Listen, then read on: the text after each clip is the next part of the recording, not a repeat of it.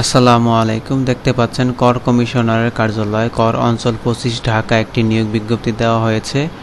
এখানে বাংলাদেশের সকল জেলা থেকে নারী এবং পুরুষ উভয়ই আবেদন করতে পারবেন। তো আজকের ভিডিওতে আমরা আলোচনা করব কি কি পদে আবেদন করা যাবে, আবেদন করার যোগ্যতা, কবে আবেদন শুরু হবে এবং কবে শেষ হবে বিস্তারিত।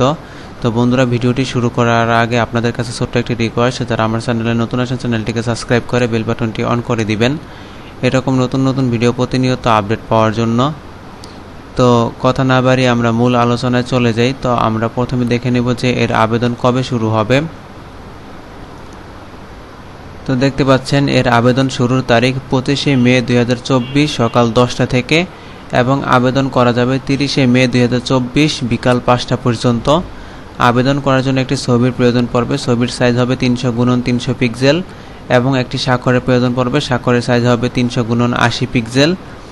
আবেদন করার জন্য একটি লিঙ্ক দেওয়া আছে, এই লিঙ্কে প্রবেশ করে আপনাদের আবেদনটি করতে হবে।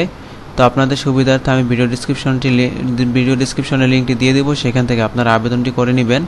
তো আমরা এখন পদের নাম আলোচনা করব। তো প্রথমে দেখতে পাচ্ছেন অফিস সহায়ক, এখানে বেতন গ্রেড হচ্ছে 20, পদ সংখ্যা রয়েছে 19টি। এখানে শিক্ষাগত যোগ্যতা প্রয়োজন পড়বে কোনো স্বীকৃত বোর্ড হতে মাধ্যমিক স্কুল সার্টিফিকেট বা সমমান পরীক্ষায় উত্তীর্ণ। এখানে ঢাকা বিভাগের সকল জেলার প্রার্থীগণ আবেদন করতে পারবেন। এরপর দেখতে পাচ্ছেন অফিস সহকারী কাম কম্পিউটার মুদ্রাক্ষরিক, এখানে বেতন গ্রেড হচ্ছে 16, পদ সংখ্যা রয়েছে 15টি। শিক্ষাগত যোগ্যতার প্রয়োজন পড়বে কোনো স্বীকৃত বোর্ড হতে অনন্য দ্বিতীয় বিভাগ বা সমমানের সিজিপিএতে উচ্চ মাধ্যমিক সার্টিফিকেট বা সমমান পরীক্ষায় উত্তীর্ণ। কম্পিউটার ব্যবহারের দক্ষতা, computer word processing, email, fax machine ইত্যাদি চালানোর দক্ষতা এবং অভিজ্ঞতা থাকতে হবে। কম্পিউটার মুদ্রাক্ষরে বাংলা ও ইংরেজিতে সর্বনিম্ন গতি প্রতি মিনিটে যথাক্রমে 20 ও 20 শব্দ থাকতে হবে। এরপর দেখতে পাচ্ছেন ষাট মুদ্রাক্ষরিক কাম কম্পিউটার অপারেটর, বেতন গ্রেড হচ্ছে 14, পদ সংখ্যা রয়েছে 19টি। শিক্ষাগত যোগ্যতার প্রয়োজন পড়বে কোনো স্বীকৃত বিশ্ববিদ্যালয় হতে অনন্য দ্বিতীয় শ্রেণী বা সমমানের সিজিপিএতে স্নাতক বা সমমানের ডিগ্রি। কম্পিউটার ব্যবহারের দক্ষতা, computer word processing, email, fax machine ইত্যাদি চালানোর দক্ষতা এবং অভিজ্ঞতা থাকতে হবে। ষাটলিপি লিখনের সর্বনিম্ন গতি প্রতি মিনিটে বাংলা 45 শব্দ এবং ইংরেজিতে 70 শব্দ এবং কম্পিউটার মুদ্রাক্ষরে সর্বনিম্ন গতি প্রতি মিনিটে বাংলা 25 শব্দ এবং ইংরেজিতে 30 শব্দ থাকতে হবে। এবার দেখতে পাচ্ছেন উচ্চমান সহকারী, বেতন গ্রেড হচ্ছে 14, পদ সংখ্যা রয়েছে 11টি। শিক্ষাগত যোগ্যতার প্রয়োজন পড়বে কোনো স্বীকৃত বিশ্ববিদ্যালয় হতে স্নাতক বা সমমানের ডিগ্রি, কম্পিউটার বেসিক ট্রেনিং কোর্সে উত্তীর্ণ এবং কম্পিউটারের ওয়ার্ড প্রসেসিং সহ ইমেল, ফ্যাক্স মেশিন ইত্যাদি পরিচালনার দক্ষতা এবং অভিজ্ঞতা থাকতে হবে। তারপর দেখতে পাচ্ছেন প্রধান সহকারী, এখানে বেতন গ্রেড হচ্ছে 13, পদ সংখ্যা রয়েছে 17টি। শিক্ষাগত যোগ্যতার প্রয়োজন পড়বে কোনো স্বীকৃত বিশ্ববিদ্যালয় হতে ন্যূনতম দ্বিতীয় শ্রেণী বা সমতুল্য সিজিপিএতে স্নাতক বা সমমানের ডিগ্রি, কম্পিউটার বেসিক ট্রেনিং কোর্সে উত্তীর্ণ হতে হবে এবং কম্পিউটার ওয়ার্ড প্রসেসিং, ইমেল ও ফ্যাক্স মেশিন চালানোর দক্ষতা এবং অভিজ্ঞতা থাকতে হবে। এরপর দেখতে পাচ্ছেন কম্পিউটার অপারেটর, বেতন গ্রেড হচ্ছে 13, পদ সংখ্যা রয়েছে 1টি।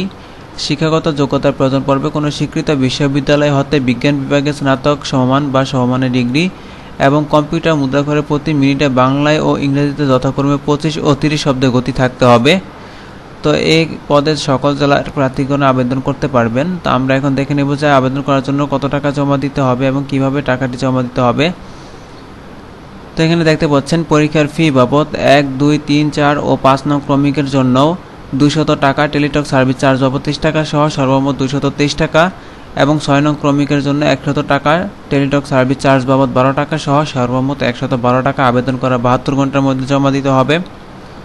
টাকাটি কিভাবে জমা দিবেন, আপনাদের মেসেজ অপশনে গিয়ে লিখতে হবে ট্যাক্স 25 লিখে স্পেস দিয়ে ইউজার আইডি লিখে সেন্ড করতে হবে 16322 এই নাম্বারে। এরপর একটি মেসেজে রিপ্লাই দেওয়া হবে, সেখানে পিন নাম্বার দেওয়া থাকবে। দ্বিতীয় মেসেজ অপশনে গিয়ে লিখতে হবে ট্যাক্স 25 লিখে স্পেস দিয়ে ইয়েস লিখে স্পেস দিয়ে পিন নাম্বারটি বসিয়ে সেন্ড করতে হবে 16322 এই নাম্বারে। এরপর আপনাদের আরেকটি মেসেজে রিপ্লাই দেওয়া হবে, সেখানে আপনাদের ইউজার আইডি এবং পাসওয়ার্ড দেওয়া থাকবে, সেটি আপনাদের সংরক্ষণ করে রাখতে হবে। তো মূলত এই ছিল আলোচনা। তো আশা করছি আজকের ভিডিওটি আপনাদের ভালো লেগেছে।